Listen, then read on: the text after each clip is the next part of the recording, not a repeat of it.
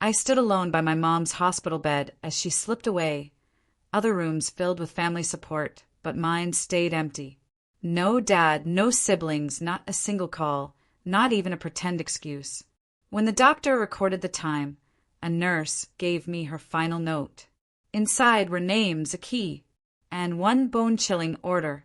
Can you imagine your own family, doctors, surgeons, hospital directors, abandoning their dying mother because she wasn't useful anymore? 3 months ago, that was my reality. But what they didn't know, my mother, even on her deathbed, was orchestrating a silent revolution, and I was about to become their worst nightmare.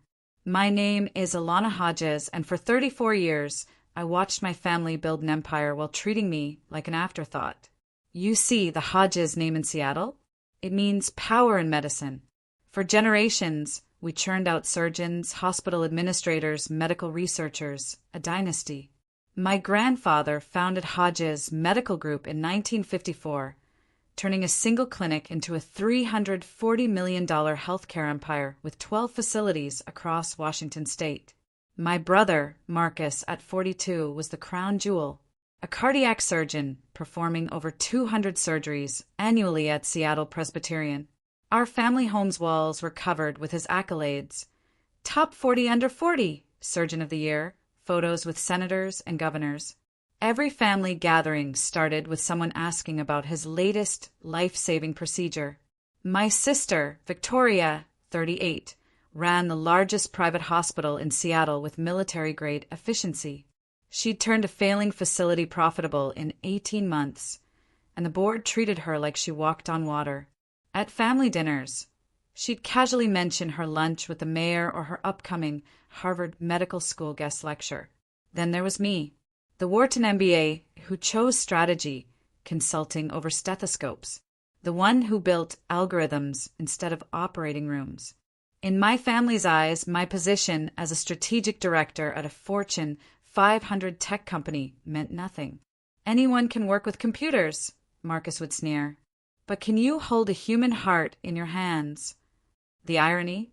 While they were saving lives one at a time, I was designing healthcare AI systems that could diagnose rare diseases across millions of patients. But in the Hodges family, if you didn't wear a white coat, you might as well be invisible. The question that haunted me was always, why did Mom spend her final moments with a family failure instead of her celebrated children?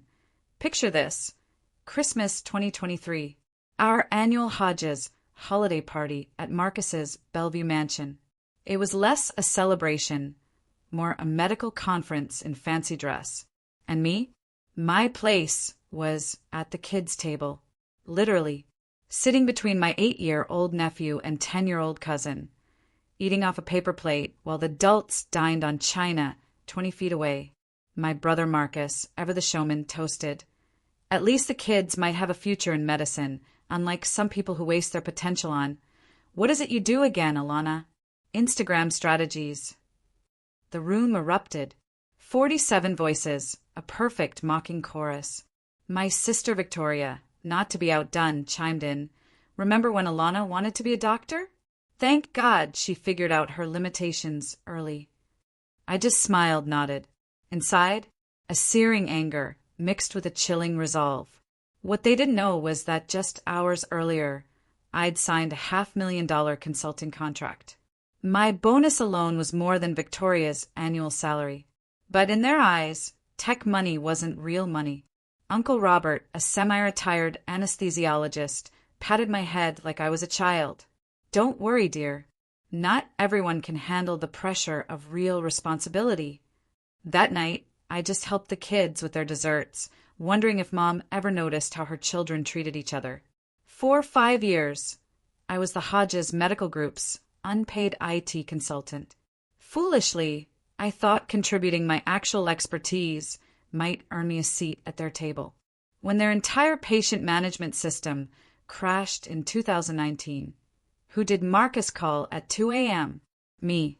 I spent 70 hours rebuilding their digital infrastructure, implementing security protocols that prevented a ransomware attack that hit 3 other Seattle hospitals.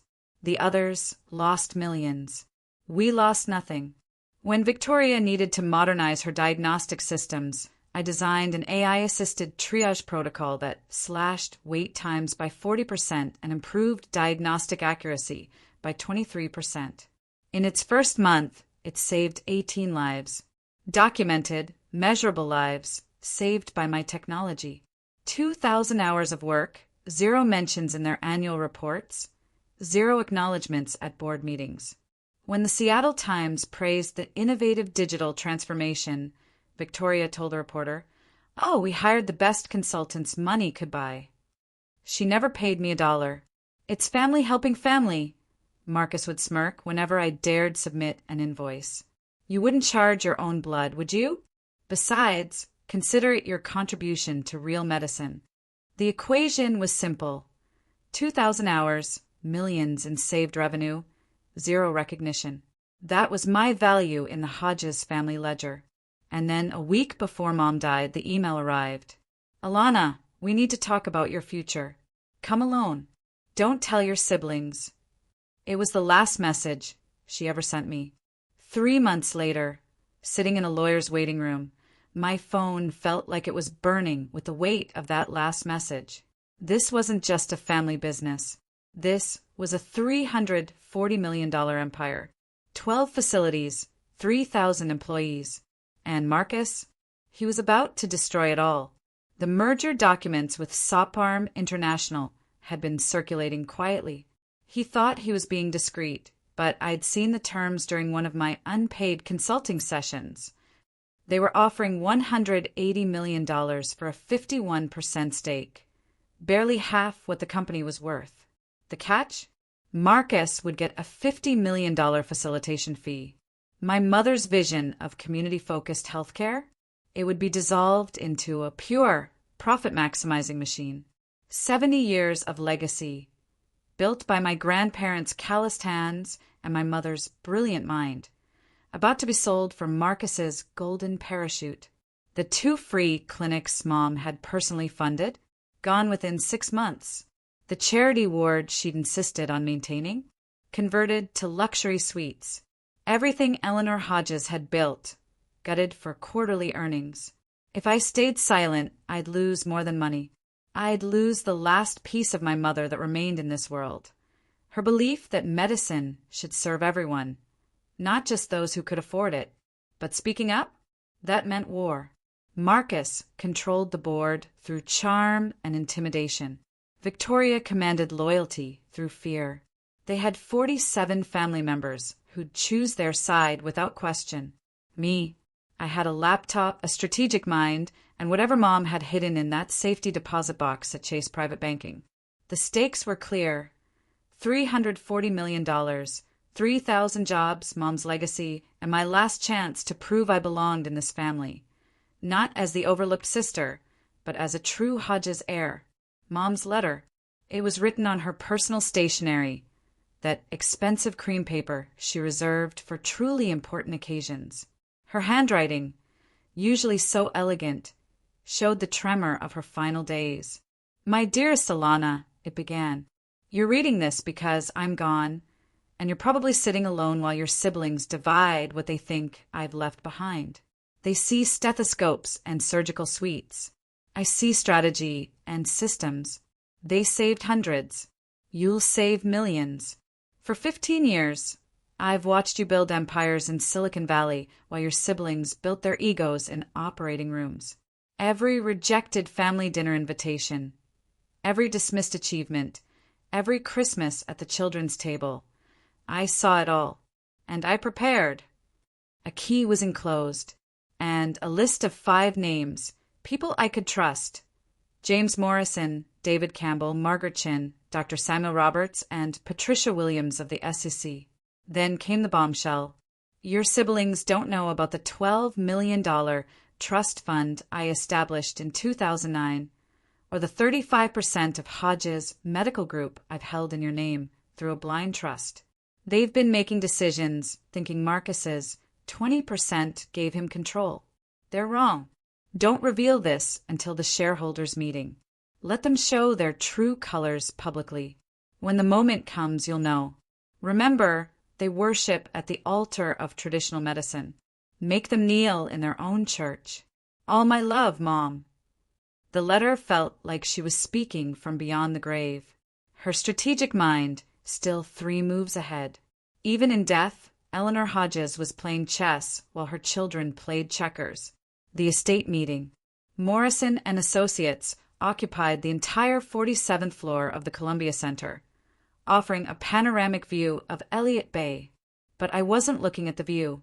I was looking at 47 family members already assembled. Marcus stood at the head of the table, every inch the commanding surgeon. You don't need to be here, Alana. I held up Mom's letter. Mom invited me.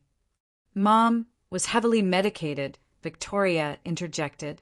Not exactly sound of mind. I just took the only empty seat at the far end, naturally. Marcus's jaw tightened. What could you possibly contribute to a discussion about medical assets? I'm here to listen. Then listen from outside, he snapped. This is for stakeholders only. I'm family. Family. Marcus laughed, sharp and cold.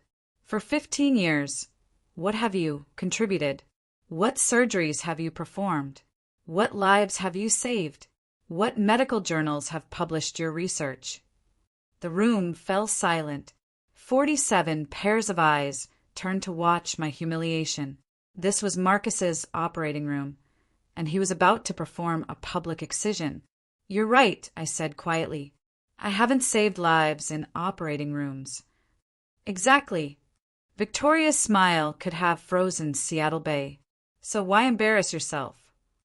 Mr. Morrison, the estate attorney, cleared his throat. Perhaps we should begin. Mrs. Hodges was quite specific about all named parties being present. Marcus waved dismissively. Fine. Let her watch her siblings inherit what she could never earn. Morrison's eyes met mine briefly, and I caught something unexpected. Anticipation. The next 30 minutes were a masterclass in coordinated humiliation. Cousin Jennifer, the pediatric surgeon I'd helped get into Johns Hopkins, literally moved her chair to block my view.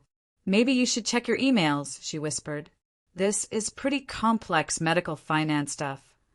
Uncle Robert, whose son I'd tutored through calculus, stood up and pointedly closed the blinds behind me. The glare must be bothering those of us doing important work, he announced, leaving me in shadow. When Morrison mentioned the hospital's new wing, Victoria interrupted. That's the Marcus Hodges Cardiac Center, named after a real contributor to medicine. She looked directly at me. Some of us build legacies. Others just exist. 47 backs turned toward me in perfect synchronization. An impenetrable wall of white coats and superiority, leaving me alone. The message was clear. You don't belong here. I pulled out my phone not to check emails but to record. The SEC would be very interested in this private family meeting. Morrison watched, his pen moving faster as Marcus bragged about the international opportunity he'd secured, and Victoria mentioned restructuring redundancies. Before we continue, Morrison said suddenly, I should note that Mrs. Eleanor Hodges included a supplemental document to be read after the primary estate division. Marcus froze mid-gesture. What supplemental document? His composure cracked. He strode down the table, pulling out his personal checkbook. $50,000 cash. Today. You leave now and never attend another family business meeting. The room held its breath. This was Marcus's signature move, buying problems away before they became complications. That's generous, I said, not reaching for the check he was already writing. More than generous, Victoria added, appearing at his shoulder. It's $50,000 more than you deserve. Take it and maintain some dignity. Or stay, Marcus continued, and get nothing. You're not in Mom's will as a beneficiary of any medical assets. Morrison can confirm that, can't you? Morrison nodded carefully. The medical assets are specifically designated, yes. See. Marcus tore off the check with a flourish. 50,000 or zero. Choose wisely, little sister. Cousin Jennifer laughed. That's probably more than she makes in a year doing, what is it? Social media. I stood up slowly, meeting Marcus's eyes.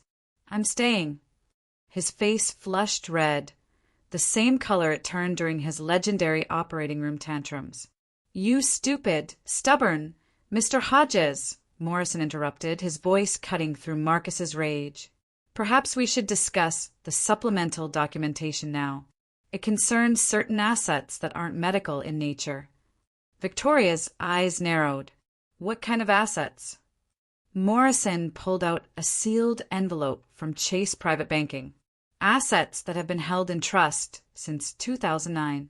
Assets that technically already have a designated owner. Marcus's check fluttered to the table, forgotten. What the hell are you talking about? Just then my phone buzzed.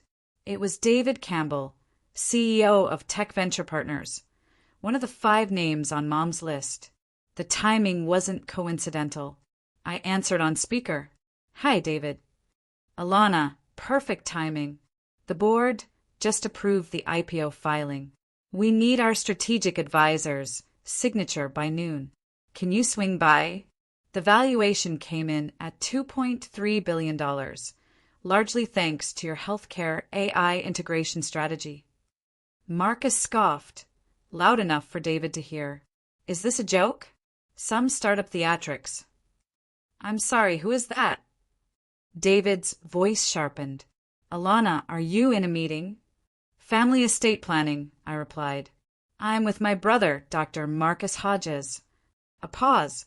Then David's voice, dripping with disdain. The Marcus Hodges who's been pushing the SOPAR merger that would destroy community health care access across Washington? That Marcus Hodges. The room went silent, even through the speakerphone. Marcus's face darkened. How does he? Alana's been advising us on healthcare sector disruptions, David continued. She predicted your merger attempt 6 months ago, called it predictable medical establishment greed. Her counter-strategy is why 3 major tech companies are about to enter the Seattle healthcare market. Oh, by the way, Alana, the board approved your advisory shares. Another $5 million vested immediately. Victoria gasped, grabbing the table edge. $5 million? Sorry, David, I'll call you back, I said, ending the call. Marcus forced a laugh. Tech bubble money. It'll evaporate in a year. Morrison cleared his throat. Speaking of money that won't evaporate, shall we discuss the trust fund Alana established in 2009? The temperature in the room plummeted. Morrison opened the sealed envelope with surgical precision, pulling out a document with Chase Private Banking's gold seal. Thick, official, undeniable. Mrs. Eleanor Hodges established certain financial arrangements that she chose not to disclose to the family, Morrison began, his voice taking on the gravity of a judge. These arrangements predate most of the medical acquisitions you've been discussing. Marcus stepped forward. What arrangements? I'm the executive of her estate. I should know. You're the executive of her medical estate, Morrison corrected. This is something different entirely. Victoria, frantically, pulled out her phone. I'm calling our lawyers. Completely legal and filed with the SEC in 2009, Morrison continued, unperturbed. Mrs. Hodges was quite thorough. She established a trust, transferred assets, and made certain preparations for today. What kind of preparations? Uncle Robert demanded. Morrison looked directly at me. The kind that ensure the right person leads Hodges' medical group into the future. Mrs. Hodges believed that medicine needed to evolve, that technology and healthcare would merge, and that someone with feet in both worlds would be essential. That's ridiculous. Marcus spat. I've been groomed for leadership since you were 12, Morrison finished. Yes, Mrs. Hodges mentioned that. She also mentioned that in 15 years of preparation, you never once asked about her vision for the future. You assumed you knew it. He pulled out another document. This will be fully revealed at the shareholders' meeting on March 15th. As per Mrs. Hodges's explicit instructions, the Fairmont Olympic Hotel 2 p.m. I trust you'll all be there. Marcus's hands clenched into fists. What are you hiding? Nothing, Morrison replied calmly. I'm simply following Eleanor's timeline. March 15th arrived. Seattle's typical gray drizzle outside, but inside the Fairmont Olympic Hotel's Grand Ballroom, the atmosphere was electric. 300 attendees, shareholders, reporters, healthcare executives. This was Marcus's coronation. He stood on stage, his best Italian suit, wireless mic clipped like a medal of honor. Ladies and gentlemen, he began, his voice booming with the authority of countless surgical victories. The Hodges family has served Seattle's medical needs for 3 generations. My grandfather started with 1 clinic. My mother expanded to 12. And today, under my leadership, we stand ready for global expansion. The audience applauded. I sat in the back row, a simple manila folder in my lap, watching Marcus paint his vision. The Hodges family, he continued, gesturing to Victoria, consists of dedicated medical professionals. My sister, Victoria, who turned Cascade Private Hospital profitable. Myself, with over 2,000 successful cardiac surgeries. We embody medical excellence. He paused, his eyes finding me in the crowd. Of course, not everyone in the family followed our calling. Some chose easier paths, less meaningful pursuits. But we don't let one bad apple spoil the barrel of our medical heritage. Nervous laughter rippled through the crowd. The Bloomberg reporter was already typing on her phone, which is why, Marcus announced, we're implementing new bylaws. Only medical professionals will hold voting shares in Hodges Medical Group going forward. We must preserve the purity of our mission. That was my cue. I stood up. 300 heads turned as I walked toward the stage, my heels clicking against the marble. Victoria took the microphone as I approached. Her smile was sharp enough to perform surgery. Before any interruptions, let me present our 5-year projection under the new structure. The screen lit up, showing the systematic removal of non-medical shareholders, a category with only one member, me. The audience shifted uncomfortably, recognizing a public execution when they saw one. As you can see, Victoria continued, her laser pointer circling my name, removing unqualified influences will streamline decision-making and ensure medical integrity. Some people think watching Grey's Anatomy makes them healthcare experts. The joke landed poorly. A few nervous chuckles died quickly when they saw my face remain calm. Marcus reclaimed the mic. We're not being cruel. We're being practical. Would you want someone who's never held a scalpel making decisions about surgical protocols? Someone whose biggest achievement is making computers talk to each other? A Reuters reporter raised her hand. Mr. Hodges, are you referring to a specific family member? I'm referring to maintaining standards, Marcus replied smoothly. Excellence demands exclusivity. I reached the stage steps. Security moved to block me, but then Morrison appeared from a side entrance, followed by David Campbell and 3 other individuals from Mom's list. I believe Miss Hodges has something to contribute, Morrison announced, his voice carrying a legal authority that made security step aside. The audience leaned forward. Phones appeared, ready to record whatever drama was about to unfold. The Bloomberg reporter was already live tweeting. Major disruption at Hodges medical shareholders meeting. Family dispute going public. Victoria's composure cracked slightly. This is a private meeting. A shareholders meeting, I corrected, stepping onto the stage. And I have an announcement about shareholdings.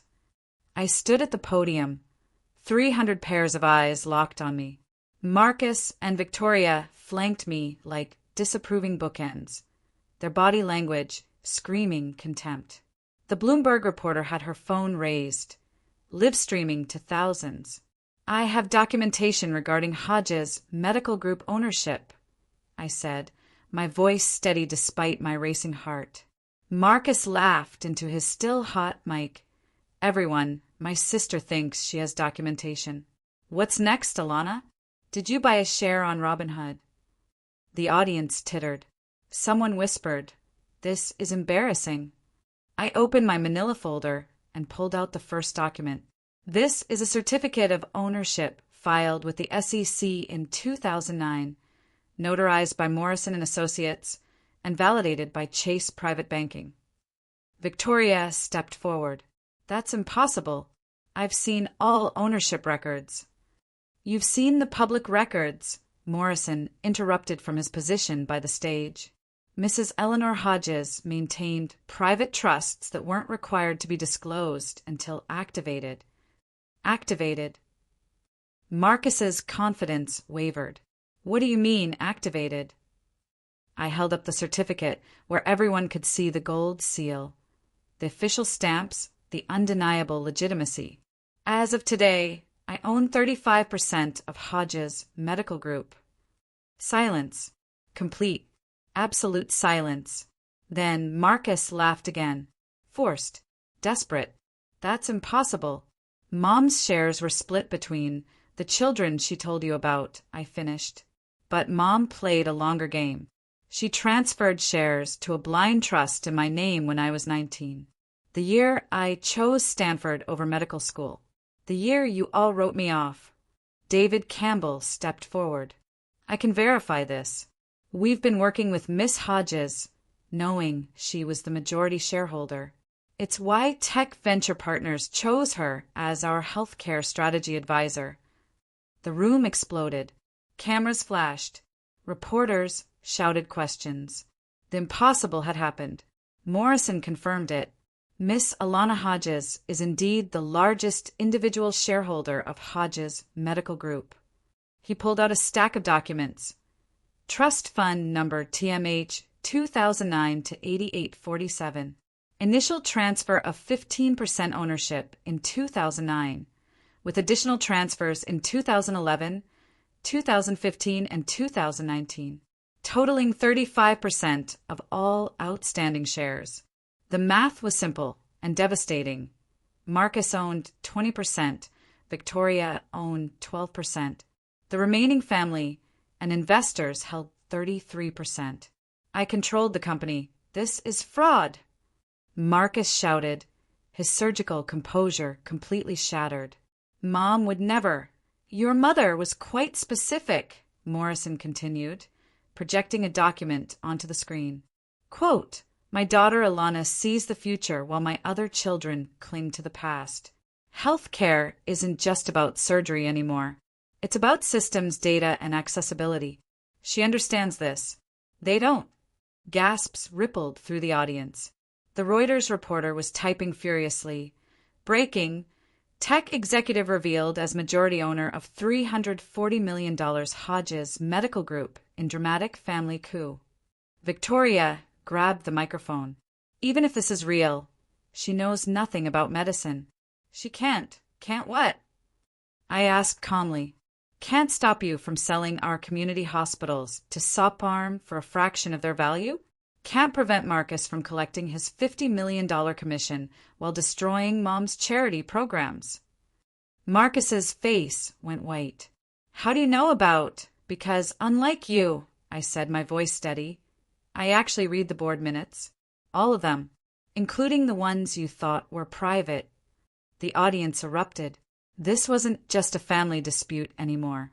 It was a corporate revolution playing out in real time. David Campbell, with the confidence of someone who'd pitched to venture capitalists and won, commanded the stage.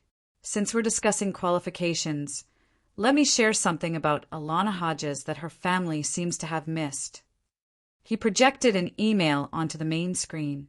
This is from our board of directors at Tech Venture Partners. Miss Hodges served as our strategic healthcare advisor for our $2.3 billion IPO, the largest healthcare technology offering in Pacific Northwest history. Her strategic vision increased our valuation by 40%. Her healthcare AI protocols are being adopted by 16 major hospital systems. Goldman Sachs called her the architect of modern healthcare integration. David continued, his voice cutting through the stunned silence. She turned down a $5 million bonus to be here today. Google, Apple, and Amazon have all tried to poach her with seven-figure packages. She refused them all to stay in Seattle, trying to save her family's company from the inside. That's tech money, not real, Marcus started. Real enough that her strategies saved 12 rural hospitals from closure last year, David interrupted. Her diagnostic algorithms have identified rare diseases in over 10,000 patients who would have died waiting for traditional diagnosis. How many lives have your surgeries saved, Dr. Hodges? 2,000. She saved 5 times that with code. The Bloomberg reporter was on her feet. Mr. Campbell, are you saying Miss Hodges has been running a shadow healthcare operation? I'm saying she's been building the future while her family was protecting the past, David replied. The only reason Hodges Medical Group hasn't been acquired by a tech giant already is because Alana convinced us to wait. She wanted to preserve her mother's legacy. Victoria sank into a chair, the reality finally hitting her. I pulled out Mom's final letter, my hand steady despite the emotion, threatening to overwhelm me. Before we vote on anything, I think the shareholders should hear Eleanor Hodges's actual vision. The room fell silent as I read. To the shareholders of Hodges Medical Group, if you're hearing this, then my daughter Alana has finally taken her rightful place. For 15 years, I watched my medical children dismiss her because she chose circuits over surgery. They never understood that she wasn't abandoning medicine. She was evolving it. While Marcus performed his surgeries, Alana designed systems that could prevent the need for surgery altogether. While Victoria managed one hospital, Alana created platforms that could manage hundreds. They saved lives in operating rooms. She saved lives at scale.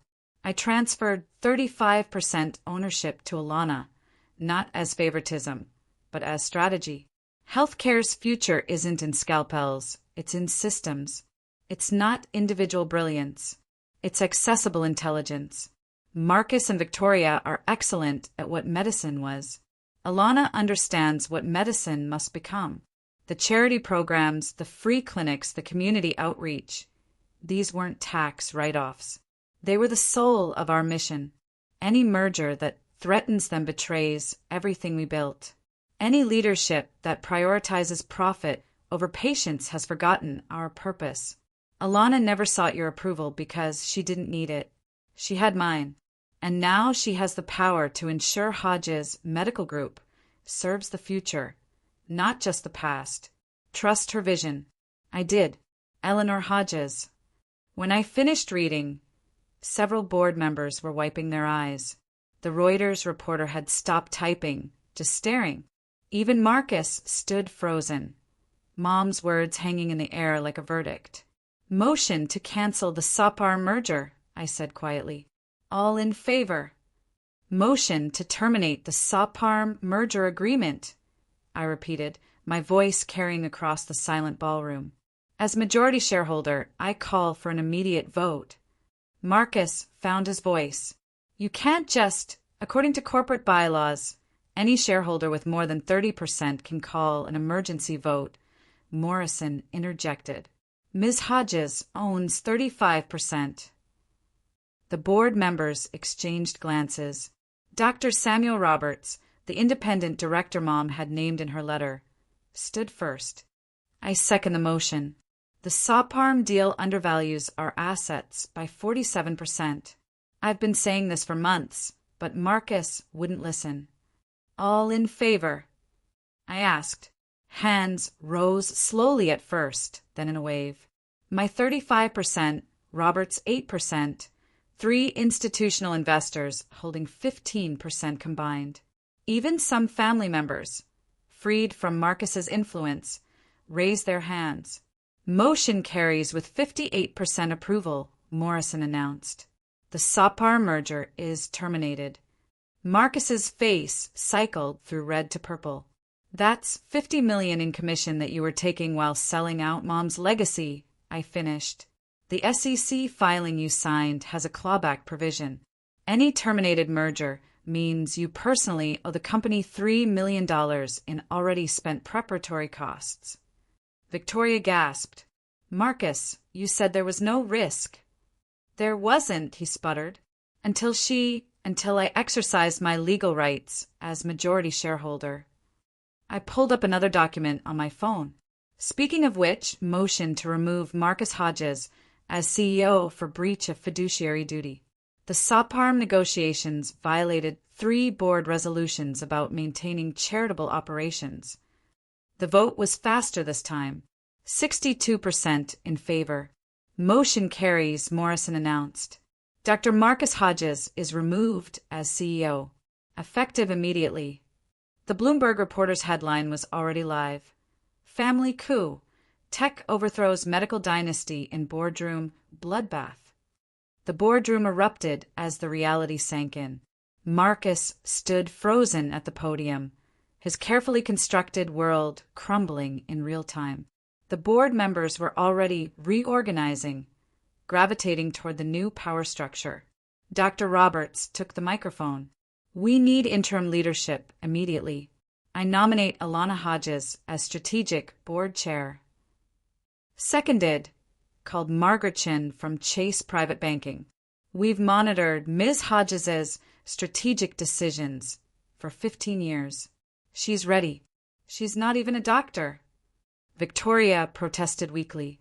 Neither was Steve Jobs, but he revolutionized healthcare technology, Roberts replied. The position of strategic board chair doesn't require medical credentials. It requires vision. Motion to vote. The result was overwhelming. 71% in favor.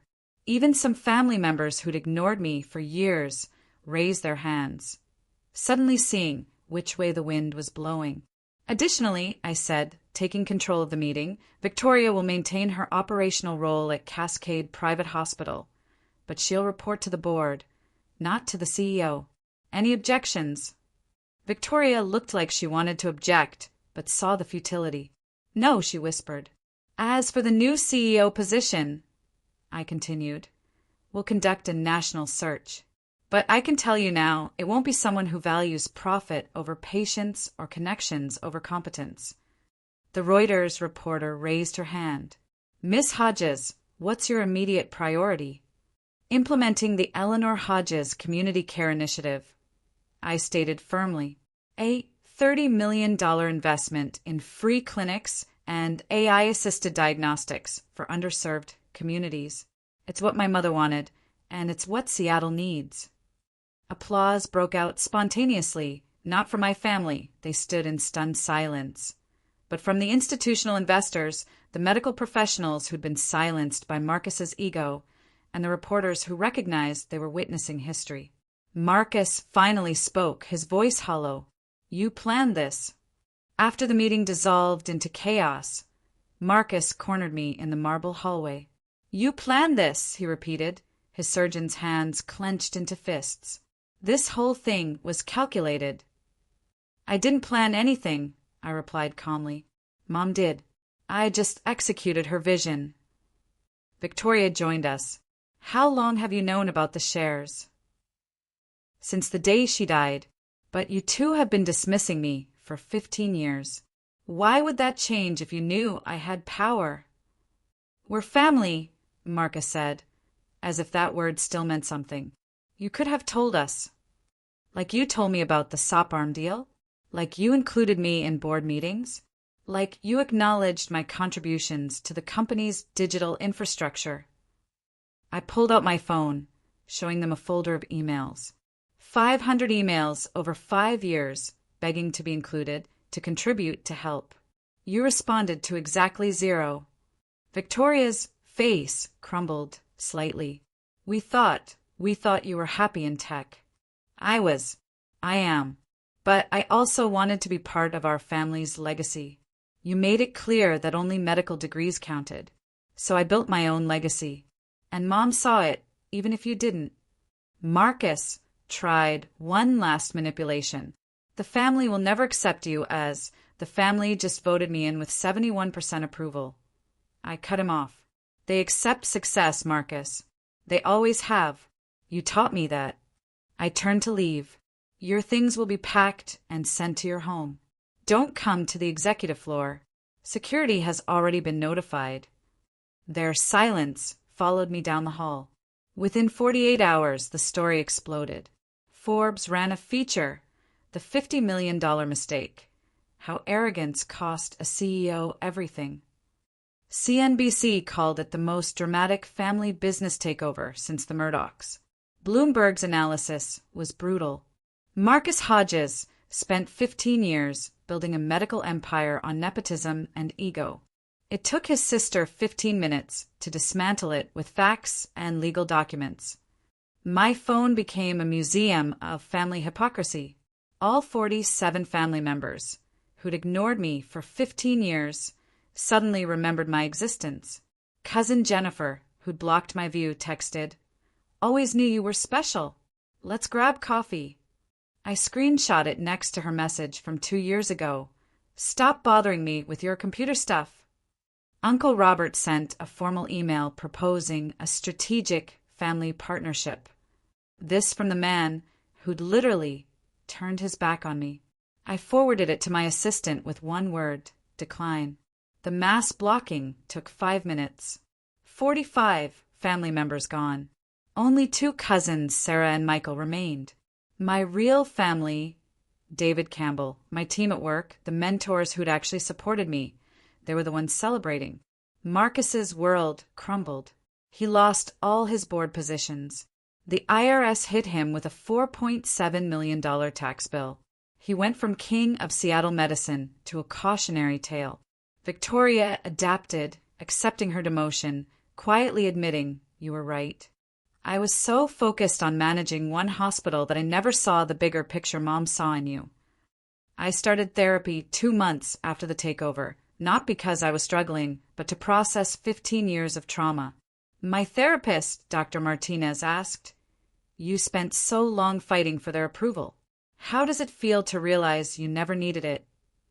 "Free," I answered immediately, and angry that it took Mom dying for me to see it. The anger faded, replaced by peace. I built my chosen family carefully. Sunday mornings, I visited Mom's grave. The elaborate Hodges family plot had spaces for everyone, except, apparently, the non-medical daughter. I bought my own plot nearby, close enough to visit Mom, far enough to maintain boundaries, even in death. "I did it, Mom," I told her headstone after the fourth quarter results came in. "Not the way you planned, maybe, but the way it needed to happen. The company is thriving. Your charity vision is alive. And I finally understand what you tried to teach me, that my worth was never dependent on their validation." Looking back now, Mom's greatest gift wasn't the 35% ownership or the $12 million trust fund. It was teaching me, through her death and that final letter, that family isn't about blood. It's about who sees your value when you're not performing for them. For 15 years, I bent myself into knots, trying to earn a place at a table that was never built to include me. I brought my expertise, my connections, my unpaid labor, hoping that eventually achievement would translate to acceptance. It never did. Success without a stethoscope was invisible in the Hodges family. But here's what I learned. When people show you who they are, believe them the first time, not the 15th. Marcus and Victoria didn't suddenly become dismissive when Mom died. They'd always been that way. I just kept hoping their love for me would eventually outweigh their love for status. The boundaries I set weren't about punishment or revenge. They were about finally accepting that some relationships are transactional. And when you have nothing they want, you become nothing to them. The moment I had something they needed, power, money, influence, suddenly I was family again. That's not love. That's opportunism. Your worth isn't determined by people who only see your value when it benefits them. Sometimes the most powerful thing you can do is stop trying to earn love that should be freely given. Set your boundaries, not from anger, but from clarity. Build your chosen family from those who celebrated you before you had power, not those who remembered you after. Success isn't about proving wrong those who doubted you.